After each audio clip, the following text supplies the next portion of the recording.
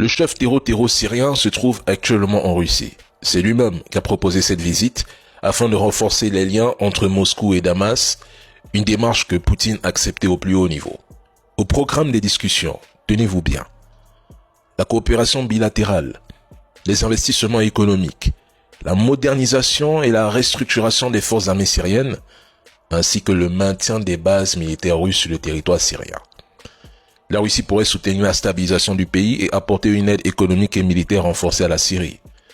Le chef terreau a exprimé son souhait de voir la Russie rester un partenaire stratégique dans la reconstruction de la Syrie parce que son pays connaît une période d'une extrême gravité.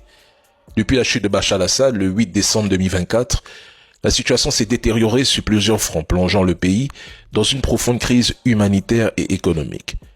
Il cherche à tout prix à établir des relations pacifiques avec la Russie, au point qu'en juillet, son ministre des Affaires étrangères fut le premier haut responsable de son équipe à se rendre en Russie.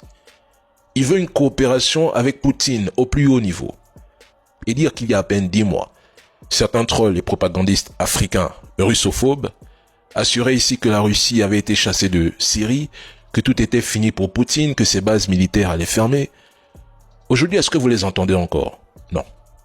Nous, on disait que la Russie ne perdrait rien, qu'au contraire, elle finirait même par en sortir renforcée, car c'est de la géopolitique, pas de la géo-émotion. On nous a insulté à l'époque sur cette affaire de base militaire, de coopération avec le chef terreau de Syrie. Mais en vérité, beaucoup réagissent avec émotion plutôt qu'avec lucidité.